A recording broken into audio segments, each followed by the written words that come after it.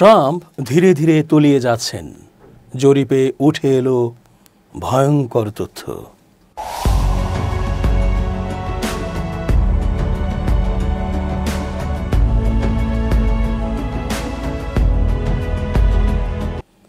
আসসালামু আলাইকুম প্রিয় দর্শক, আমন্ত্রণ আজকের আলোচনায়। চেঞ্জ টিভির আন্তর্জাতিক চোখ অনুষ্ঠানে এস জে রতন স্বাগত জানাচ্ছি। ট্রাম্পকে আজ হোক কাল হোক মানুষ ছুঁড়ে ফেলবেই, সময়ের অপেক্ষা মাত্র। আর নিউ ইয়র্কের মতো শহরে মামদানিরা যখন জায়গা করতে পারছে, সুতরাং ধীরে ধীরে আমেরিকার কেন্দ্রে মুসলমানদের শাসন আশি আশি করছে। ট্রাম্পের ব্যবহার আচরণ খুব খ্যাপাটে টাইপের, এটাও অজানা নয়। তার মাথার তার প্রায় সবসময়ই ছেঁড়াই থাকে।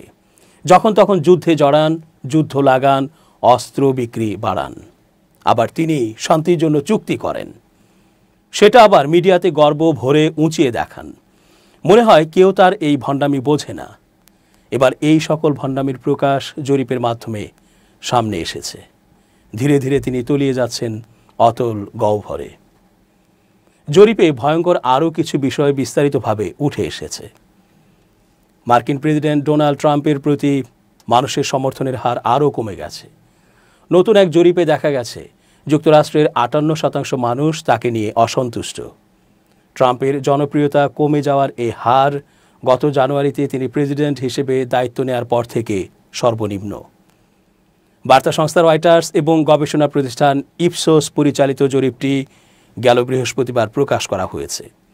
এতে দেখা গেছে ট্রাম্পের কার্যক্রমের প্রতি অসন্তুষ্ট হওয়া মানুষের হার বেড়েছে। গত মে মাসের মাঝামাঝি নাগাদ ট্রাম্পের প্রতি অসন্তুষ্ট মানুষের হার ছিল 52%। নভেম্বর নাগাদ এ হার বেড়ে 58% পৌঁছেছে।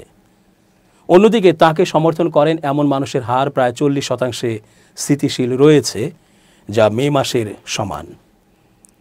চলতি মাসে 6 দিন ধরে অনলাইনে জরিপটি চালানো হয়। জরিপের অংশ হিসেবে দেশ জুড়ে 1200 জন মার্কিন প্রাপ্তবয়স্ক ব্যক্তির কাছে শীর্ষ রাজনৈতিক নেতাদের বিষয়ে মতামত জানতে চাওয়া হয়েছিল। 2026 সালের মধ্যবর্তী নির্বাচনে ভোট দেওয়ার পরিকল্পনা সম্পর্কেও তাদের প্রশ্ন করা হয়েছিল। জরিপে দেখা গেছে আগামী বছরের মধ্যবর্তী নির্বাচন নিয়ে রিপাবলিকানদের তুলনায় ডেমোক্র্যাটদের মধ্যে উৎসাহ উদ্দীপনা বেশি। চলতি মাসে অনুষ্ঠিত কিছু নির্বাচনে ডেমোক্র্যাটদের জয়ের কারণে এমনটা হয়েছে বলে অনুমান করা হচ্ছে। নিজেদের ডেমোক্রেটিক পার্টির সদস্য হিসেবে পরিচয় দেয়া প্রায় 44% নিবন্ধিত ভোটার বলেন তারা 2026 সালের মধ্যবর্তী নির্বাচনে ভোট দিতে খুবই উৎসাহী। আর রিপাবলিকানদের মধ্যে এই হার 26%। প্রায় 79% ডেমোক্র্যাট বলেছেন মধ্যবর্তী নির্বাচনে ভোট দিতে না পারলে তাদের আক্ষেপ থাকবে। আর রিপাবলিকানদের মধ্যে এমনটা ভাবেন 68% ভোটার। আগামী বছর প্রতিনিধি পরিষদের 435টি আসনের সবগুলো এবং 100 সদস্য বিশিষ্ট সিনেটের 35টি আসনে নির্বাচন হবে। বর্তমানে কংগ্রেসের 2 কক্ষই রিপাবলিকানদের নিয়ন্ত্রণে। সম্প্রতি ভার্জিনিয়া, নিউ জার্সি ও নিউ ইয়র্কে অনুষ্ঠিত গভর্নর নির্বাচনে জয় পেয়েছে ডেমোক্রেটিক দল। এসব নির্বাচনের ফলাফল ডেমোক্র্যাটদের মধ্যে মধ্যবর্তী নির্বাচন নিয়ে উৎসাহ উদ্দীপনা বাড়িয়ে দিয়েছে। যুক্তরাষ্ট্রের ইতিহাসের দীর্ঘতম শাটডাউন শেষ করতে কংগ্রেসে ভোটাভুটি হওয়ার ঠিক আগে গেল বুধবার রয়টার্স ইপসোস পরিচালিত জরিপটি শেষ হয়। নতুন ব্যয় বিল পাশ করার মধ্য দিয়ে ওই শাটডাউনের অর্থাৎ কেন্দ্রীয় সরকারে অচলাবস্থা এর অবসান হয়েছে। ওই বিলে ফেডারেল তহবিলের মেয়াদ 30 জানুয়ারি পর্যন্ত বৃদ্ধি করতে বলা হয়েছে। গেল বুধবার প্রতিনিধি পরিষদে 209 ভোটে বিলটি পাশ হয়। কেন্দ্রীয় সরকারে অচল অবস্থা নিরসনে 6 জন ডেমোক্র্যাট রিপাবলিকান সংখ্যাগরিষ্ঠের সঙ্গে যোগ দিয়েছেন। গত বুধবার রাতে ট্রাম্প ফেডারেল সরকারের ব্যয় বিলে স্বাক্ষর করেন। এর মধ্য দিয়ে 43 দিনের অচল অবস্থা শেষ হয়। এর আগে গত সোমবার সিনেটে বিলটি পাশ হয়েছিল। এদিন রিপাবলিকানদের পাশাপাশি 7 জন ডেমোক্র্যাট এবং 1 জন স্বতন্ত্র সিনেটর বিলটিকে সমর্থন দেন। রয়টার্স ইপসোস পরিচালিত জরিপের অংশ হিসেবে ভোটারদের কাছে জানতে চাওয়া হয়েছিল এখন ভোট হলে তারা কাকে ভোট দেবেন। 41% নিবন্ধিত ভোটার বলেন তারা ডেমোক্রেটিক পার্টির প্রার্থীকে বেছে নেবেন। 40% ভোটার রিপাবলিকান প্রার্থীকে বেছে নেওয়ার কথা বলেন। মার্কিন প্রেসিডেন্ট ডোনাল্ড ট্রাম্প যখনই কোনো আক্রমণাত্মক নীতি ঘোষণা করেন, তখনই তিনি তার জন্য একটি ভয়াবহ অযৌক্তিক গল্প তৈরি করেন। তিনি একটি বানানো ব্যাখ্যা দাঁড় করান, যা মানুষের মনে সহিংসতাকে ন্যায্য প্রমাণ করার মতো করে বসে যায়। এই মিথ্যাগুলো আমরা যত বেশি বিশ্বাস করি, ভবিষ্যতে নতুন মিথ্যা চ্যালেঞ্জ করা আমাদের জন্য তত কঠিন হয়ে পড়ে, কারণ তা আমাদের নিজেদের বুদ্ধিমান মানুষ হিসেবে ভাবার ধারণাকেই প্রশ্নবিদ্ধ করে ফেলে। এই কৌশলকেই হিটলার তার মাইন কাম্ফ বইয়ে বড় মিথ্যা বলে বর্ণনা করেছিলেন। এটি এমন মিথ্যা যা এত বড় ও ভয়াবহ যে মানুষ সেটিকে মিথ্যা বলে বিশ্বাস করতে পারে না। হিটলারের সবচেয়ে বড় মিথ্যা ছিল একটি আন্তর্জাতিক ইহুদি ষড়যন্ত্রই জার্মানির দুরবস্থার মূল কারণ। এই মিথ্যার মাধ্যমে তিনি একটি গোষ্ঠীকে বলির পাঁঠা বানিয়ে অন্যদের দায় মুক্তি দেন। 1939 সালে দ্বিতীয় বিশ্বযুদ্ধ শুরু হওয়ার সময় হিটলার ও তার প্রচার যন্ত্র আরেকটি মিথ্যা ছড়ায়। সেটি হলো পোল্যান্ড আসলে কোনো স্বাধীন রাষ্ট্রই নয় এবং তারা আক্রান্তও নয়, বরং তারাই যুদ্ধ শুরু করেছে। ট্রাম্পের মিথ্যার সংখ্যাও অগণিত, তবে সবচেয়ে বহুমুখী মিথ্যাগুলোর একটি হলো তার নীতির উদ্দেশ্য নাকি মাদক ফেন্টানিলের পাচার বন্ধ করা।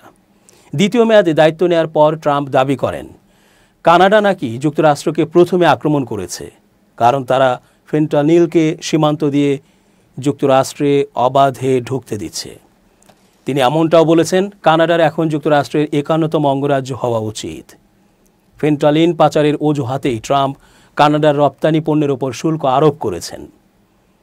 কিন্তু বাস্তবে তিনি যখন কানাডা ও মেক্সিকোকে একসঙ্গে দোষারোপ করে বলেন এ দুই দেশ দিয়ে যুক্তরাষ্ট্রে ফেন্টানিল ঢুকছে, তখন বোঝা যায় তিনি স্পষ্টতই মিথ্যা বলছেন।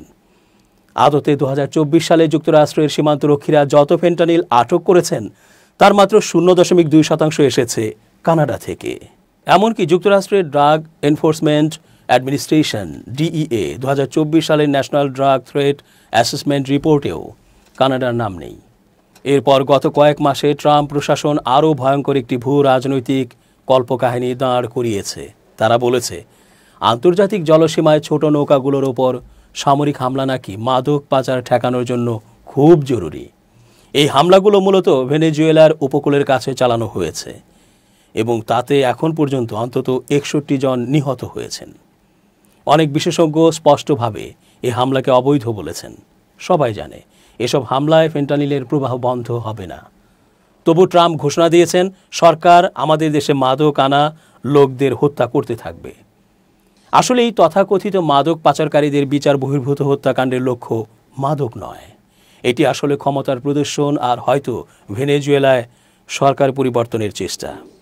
এই হামলার ভিডিওগুলো সামাজিক যোগাযোগ মাধ্যমে ছড়িয়ে পড়েছে, কিন্তু টার্গেট করা নৌকাগুলো সত্যিই মাদকবাহী ছিল তার পক্ষে কোনো প্রমাণ নেই। খবর এসেছে ট্রাম্প প্রশাসন ভেনেজুয়েলায় সিআইএকে গোপন অভিযান চালানোর অনুমতি দিয়েছে এবং দেশের সবচেয়ে আধুনিক বিমানবাহী রণতরীকে ক্যারিবীয় সাগরে মোতায়েন করেছে। এই সামরিক প্রদর্শন মূলত রাজনৈতিক নাটক হিসেবে সাজানো, কিন্তু এর বিপদ হলো এটি এমন এক সংঘাতে রূপ নিতে পারে যাতে জেতা সম্ভব নয় এবং যার শেষও অনিশ্চিত। আসল ট্র্যাজেডি হলো যুক্তরাষ্ট্রে 25 বছর ধরে অপিওয়েড সংকট অর্থাৎ মাদকজাত ব্যথানাশকের আসক্তি যুক্তরাষ্ট্রে এত সাধারণ ও দীর্ঘস্থায়ী সমস্যা হয়ে দাঁড়িয়েছে যে সেটি আর শুধু একটা সংকট নয়, বরং তা দেশটির দৈনন্দিন জীবনেরই অংশ হয়ে গেছে।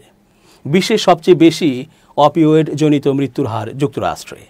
এর প্রধান কারণ এদেশের মুনাফা নির্ভর স্বাস্থ্যসেবার ব্যবস্থা, যেখানে মানুষকে ব্যথার ওষুধের দিকে ঠেলে দেওয়া হয়, কিন্তু আসক্তি থেকে মুক্তির জন্য প্রয়োজনীয় দীর্ঘমেয়াদী যত্ন দেওয়া হয় না। পার্ডু ফার্মা নামের একটি মার্কিন ঔষধ কোম্পানির মুনাফার ষড়যন্ত্র থেকে এই সংকটে শুরু হয়েছিল। তারা অক্সিকন্টিন নামে একটি জনপ্রিয় ব্যথানাশক তৈরি করে এবং বেপরোয়াভাবে বাজারজাত করে। প্রথমে এই ওষুধের অতিরিক্ত ডোজে মৃত্যুর সংখ্যা বেড়ে যায়, পরে অনেক ব্যবহারকারী প্রেসক্রিপশন না পেয়ে হেরোইনে ঝুঁকে পড়ে, আর এখন তারা ফেন্টানিলে আসক্ত হচ্ছে, যা কিনা হেরোইনের চেয়ে প্রায় 50 গুণ শক্তিশালী। এই মাদকাসক্ত অঞ্চলের বাসিন্দাদের বেশিরভাগই রিপাবলিকান ভোটার। তাদের সমর্থন ছাড়া ট্রাম্প কখনোই নির্বাচিত হতেন না। ট্রাম্প ও ভ্যান্স এই সংকটকে বোঝেন, তবে মানবিক দৃষ্টিকোণ থেকে নয়, বরং এটিকে তারা রাজনৈতিক হাতিয়ার হিসেবে ব্যবহার করেন। তারা জনগণের এই দুঃখ ও হতাশাকে এমনভাবে পরিচালিত করেন যাতে সেটা তাদের শত্রুর বিরুদ্ধে ঘুরে দাঁড়ায়। এক্ষেত্রে তাদের নিশানায় মিত্র দেশের নেতা কানাডার প্রধানমন্ত্রী মার্ক কার্নিও হতে পারেন, আবার শত্রু রাষ্ট্রের প্রেসিডেন্ট নিকোলা মাদুরো হতে পারেন। ভ্যান্স তার 2016 সালে প্রকাশিত আত্মজীবনী হিলিবিলি এলিজিতে লিখেছেন, তার মা একজন নার্স ছিলেন, এ কারণে তিনি সহজেই ওষুধ পেতেন এবং সে কারণে তিনি আসক্তির শিকার হন। কিন্তু রাজনীতিতে এসে ভ্যান্স অভিবাসন ও নিরাপত্তার প্রসঙ্গে বললেন, এসব মাদকের জন্য দায়ী আমাদের সীমান্ত পেরিয়ে আসা বিষ। অর্থাৎ তিনি সব দায় চাপালেন অন্য দেশের ঘাড়ে। আমেরিকানদের এখন বলা হচ্ছে, তোমাদের আসক্তি হলো তোমাদের ওপর আক্রমণ, আর এই আক্রমণ বাইরের শত্রুর কাজ। ট্রাম্প ও ভ্যান্স এই মনস্তত্ত্বকেই কাজে লাগাচ্ছেন। মাদকাসক্তরা সাধারণত নিজেদের দুরবস্থার জন্য অন্যকে দায়ী করতে চান। এ মানসিকতা এখন ডানপন্থী রাজনীতির কেন্দ্রীয় যুক্তিতে পরিণত হয়েছে। দেশের সব সমস্যার জন্য অন্য কেউ দায়ী, এই বিশ্বাস এখন মার্কিন পররাষ্ট্রনীতিতেও প্রতিফলিত হচ্ছে। ফলে ট্রাম্প প্রশাসন এখন গাঁজাখুরি গল্পের মতো করে বলছে, একটি ভেনেজুয়েলীয় নৌকায় বোমা ফেললেই 25,000 আমেরিকানের জীবন বাঁচে। মিথ্যার কার্যকারিতা এখানেই, এগুলো দোষ অন্যের উপর চাপিয়ে দেয়া। দর্শক, আজ এ পর্যন্তই। ধন্যবাদ। changetv.press, এক ফোঁটা হলুদ নেই।